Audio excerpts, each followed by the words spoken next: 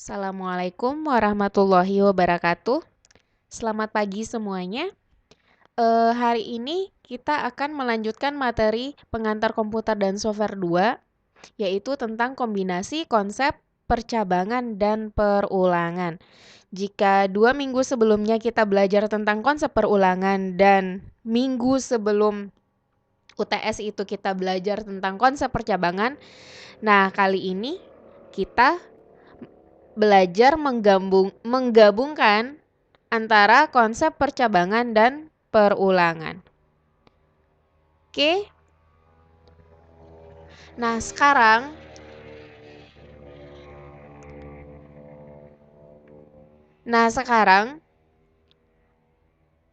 coba nanti dikerjakan. Apa perbedaan sintak if dengan if else? Apa perbedaan sintak if dan if else? Ini udah dijelaskan juga di minggu sebelum UTS. Kemudian, apa perbedaan antara do while dengan while? Minggu lalu sudah dijelaskan juga. Dan pertanyaan yang ketiga, kapan digunakan perulangan dengan for dan while?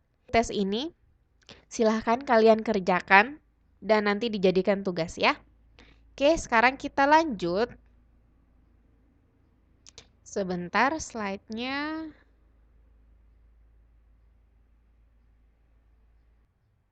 Oke, nah jadi penggabungan antara konsep percabangan dan perulangan itu adalah untuk melakukan perulangan dengan suatu kondisi atau sebaliknya, suatu kondisi dengan suatu perulangan.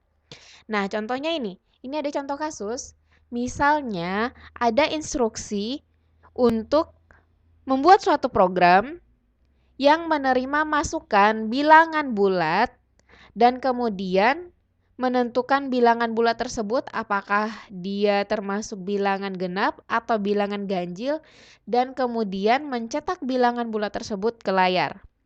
Nah, proses ini akan diulang terus-menerus hingga pengguna memberi masukan bilangan min 999.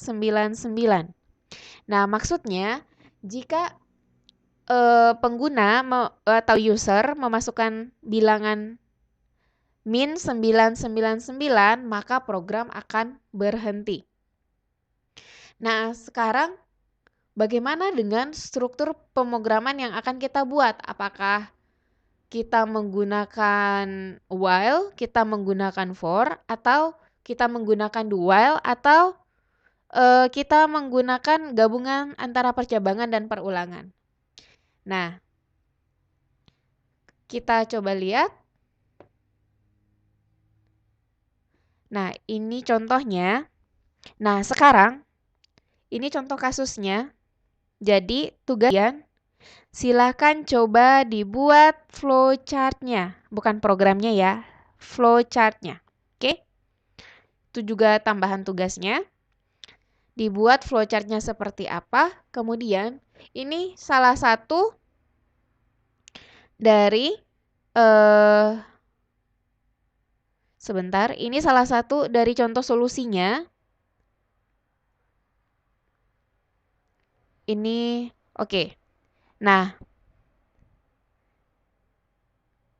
kita zoom lagi. Nah, pertama-tama seperti biasa kita inisialisasi. Kemudian kita tentukan n itu berupa bilangan bulat integer. Nah, kemudian masukannya berupa n, variabel n, dan nanti muncul kalimat masukkan sebuah bilangan bulat pada layar. Kemudian, ini contohnya kita menggunakan perulangan while dan kemudian percabangan if else. Nah, coba perhatikan. While n negasi sama dengan min 999, maka jika n itu dibagi 2 habis dibagi 2 dan bernilai 0, maka dia termasuk bilangan genap. Else, Jika tidak, berarti dia termasuk bilangan ganjil. Nah, kemudian si out-nya itu adalah masukkan bilangan bulat dan hasilnya adalah N.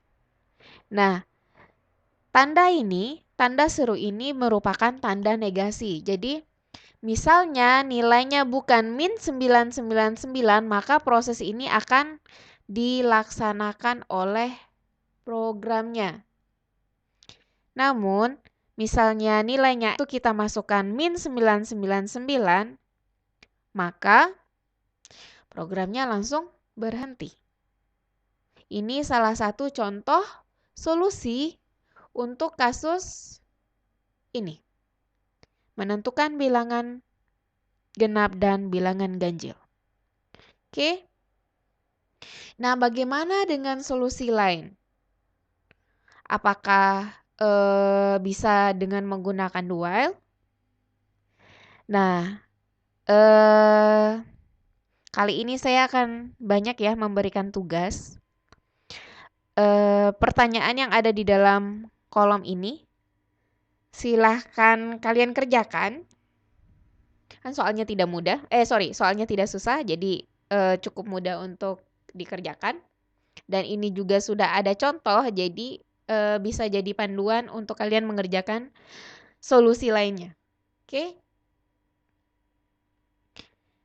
Nah, kemudian ini ada satu lagi, latihan.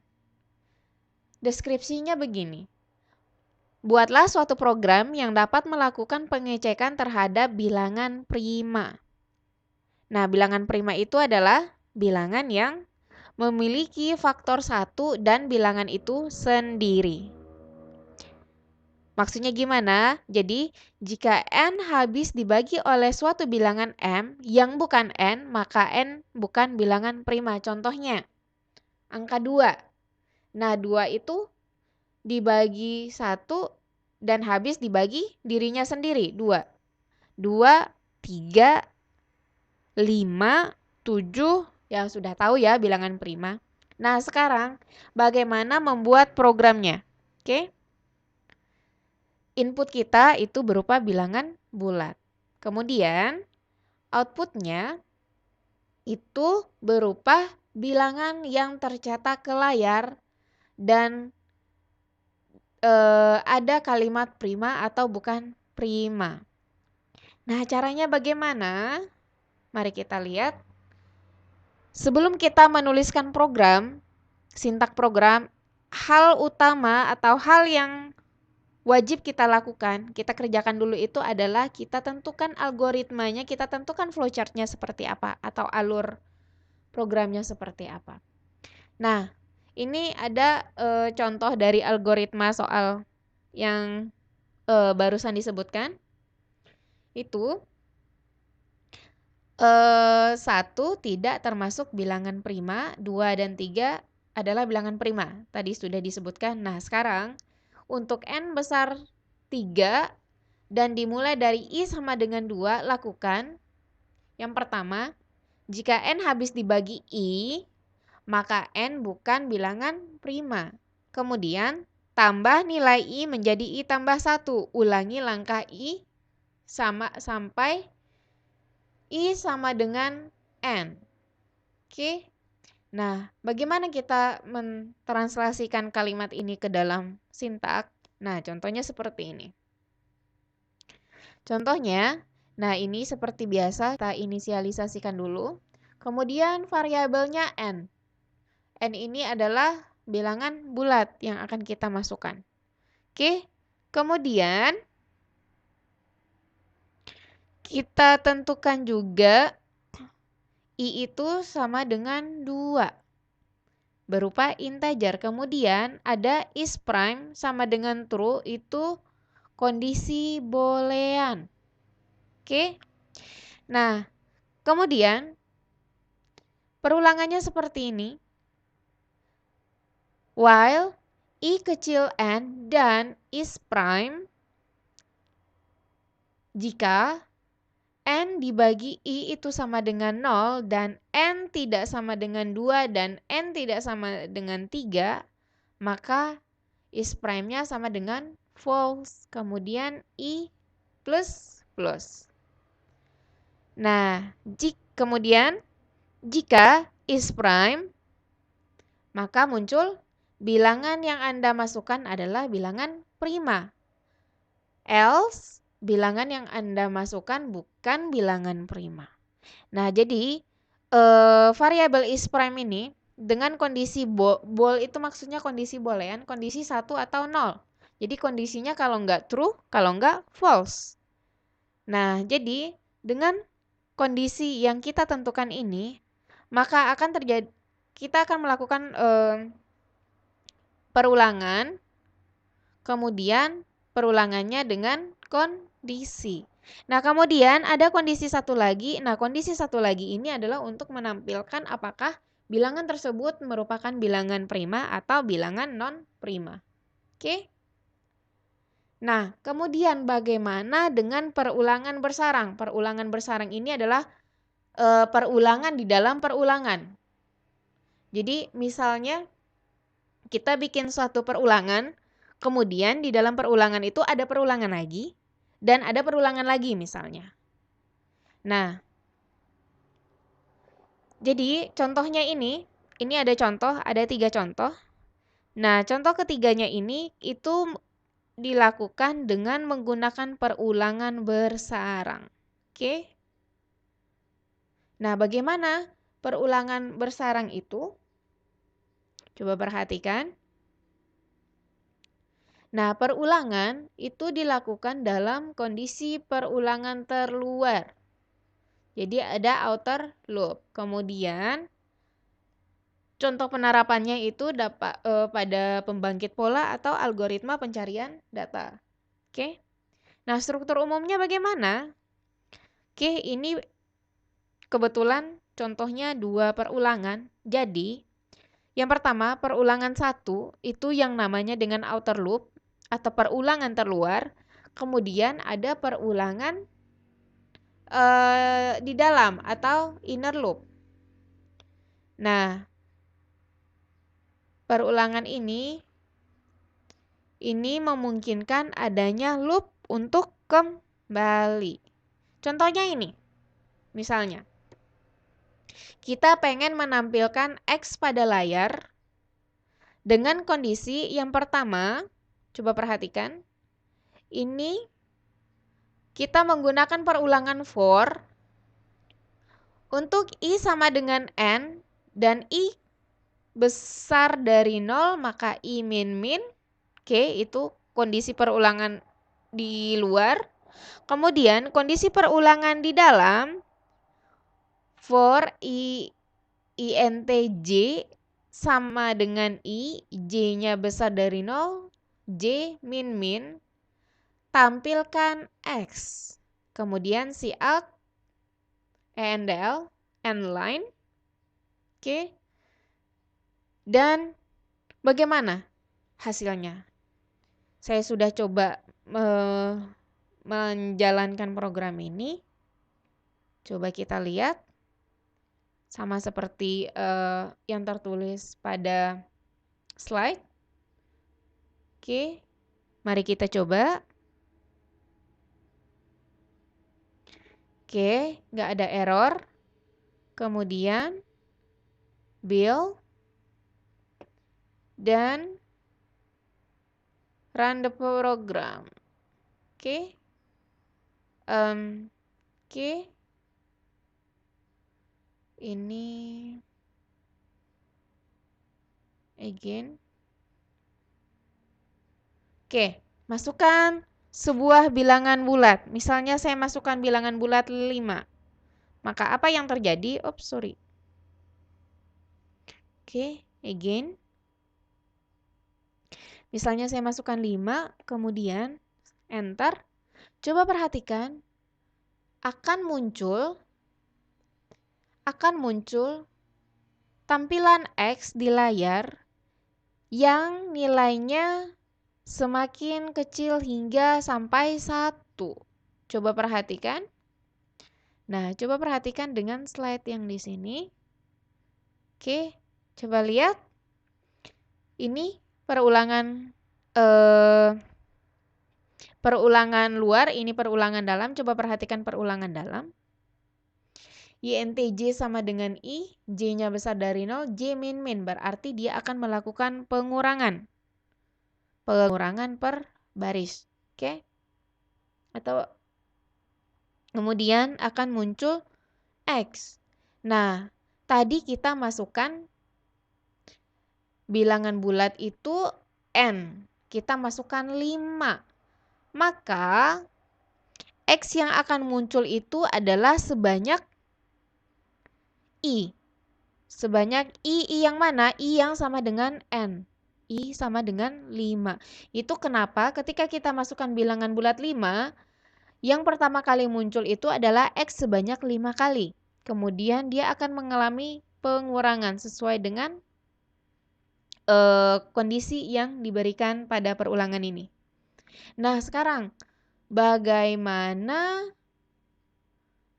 jika N-nya sama dengan 3? Oke, let's try again. Mari kita coba lagi. Jika sama dengan 3, run the program. Oke, nah kita masukkan 3. Nah, coba perhatikan. Tadi 5 dan sekarang 3. Bagaimana kondisinya? Sekarang kondisinya baris pertama itu menampilkan X sebanyak 3 sesuai dengan sesuai dengan bilangan bulat yang menjadi input. Oke, sampai sini harusnya ngerti ya. Misalnya nanti masih belum ngerti, bisa kita bahas di diskusi.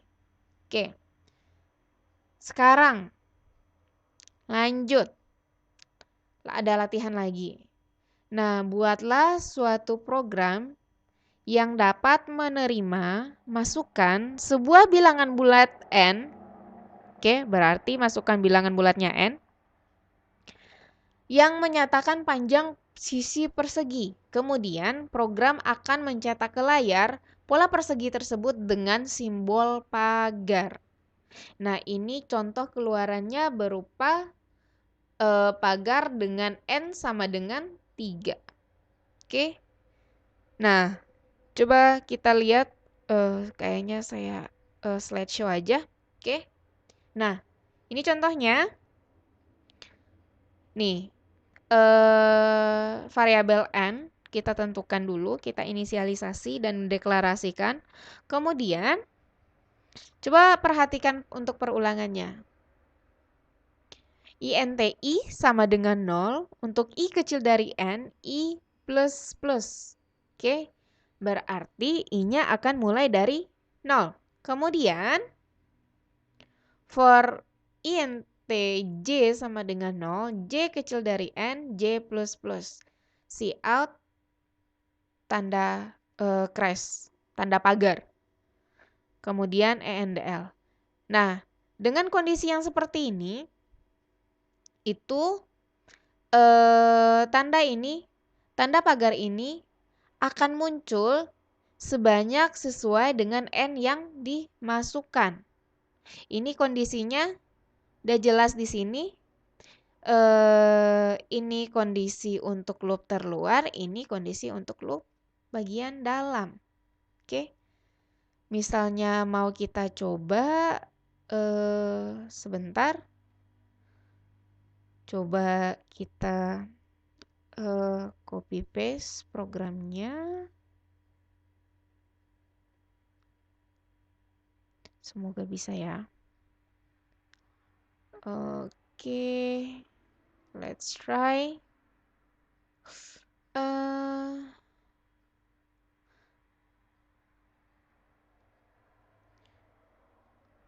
Oke. Sekarang kita coba.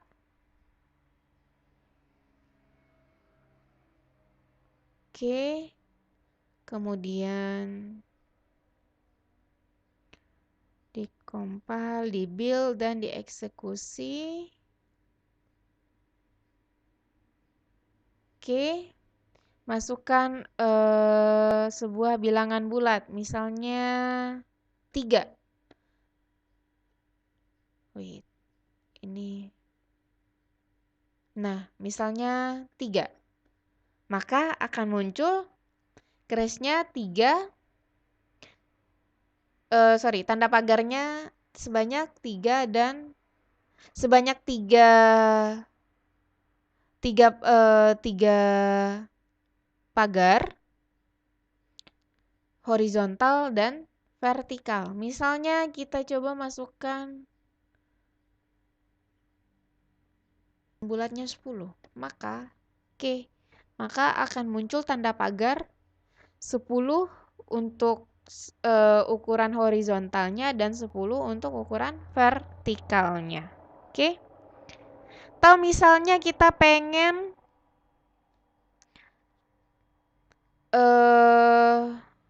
sebentar. Misalnya kita pengen 5. Maka akan muncul sesuai dengan bilangan bulat yang kita masukkan. Oke, sampai sini ngerti. Oke? Oke, atau misalnya gini. Kita pengen menampilkan tanda pagarnya bukan sebagai sisi persegi tapi sisi persegi panjang. Yang cuma beda 1 pagar aja. Nah, caranya gimana? Coba perhatikan. Tadi untuk kondisi ini itu J kecil N. Nah, sekarang bagaimana jika kita tambah tandanya J kecil sama dengan N? Apa yang akan terjadi? Oke, coba lihat. Oke, run program. Sorry, apa saya bermasalah? Oke. Dah, sekarang misalnya kita masukkan bilangan bulat 5. Maka, perhatikan. N-nya 5, bilangan bulatnya 5, maka dia akan melakukan 5 kali perulangan. 1, 2, 3, 4, 5. Tapi, dia akan memunculkan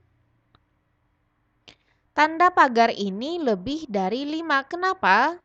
Karena di sini ada tanda kecil sama dengan N. Berarti N itu masuk hitungan dan dimulai dari 0. Sehingga 0, 1, 2, 3, 4, 5 jadinya ada 6 pagar yang ditampilkan per barisnya. Oke? Dah? Kita kembali lagi ke slide. Oke, kemudian, nah sekarang tugas selanjutnya. Untuk yang tugasnya, ini namanya tugas 1, tapi sebelumnya tadi sudah ada tugasnya juga. Nah, yang pertama, deskripsinya buatlah program yang dapat mencetak keluaran berupa pola sisi persegi.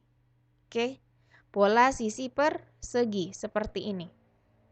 Kemudian inputnya berupa bilangan bulat N dan outputnya pola persegi dengan panjang sisinya N. Berarti bagian luarnya itu adalah N. Nah, ini contoh luaran inputnya 4. Silakan mau 4 atau 5 tidak apa-apa. Yang penting modelnya seperti ini nanti hasil keluarannya. Itu yang pertama. Kemudian yang kedua, ini menampilkan, jadi programnya menampilkan tanda pagar dan huruf O pada layar. Sama inputnya berupa N. Dan kemudian pola perseginya seperti contoh di bawah ini. Jadi ini kebetulan contoh luarannya itu 4, boleh 4 atau boleh 5, terserah. Yang penting tampilannya itu berupa tanda pagar dan huruf O. Oke, berarti ada beberapa tugas. Yang pertama ini 1. Oke, tugas yang ini, tugas pretest. Kemudian, tugas yang ini, silahkan bagaimana dengan solusi lain dan bagaimana jika menggunakan do while. Silahkan ditulis juga. Kemudian, latihan ini tidak usah juga. Kemudian tugas 1 dan tugas 2. Jadi ada 4 soal yang harus dikerjakan. Jika kalian punya laptop itu lebih baik lagi. Namun jika tidak ada, silakan pinjam temannya atau bertanya sama teman, bekerja sama dengan teman. Oke? Hanya itu materi untuk pertemuan ke-11, yaitu materi kombinasi konsep percabangan dan perulangan. Terima kasih atas perhatiannya. Jika ada pertanyaan, silahkan disampaikan. Kita bisa diskusi lewat Google Room, meeting room atau misalnya lewat WhatsApp. Oke? Terima kasih. Assalamualaikum warahmatullahi wabarakatuh.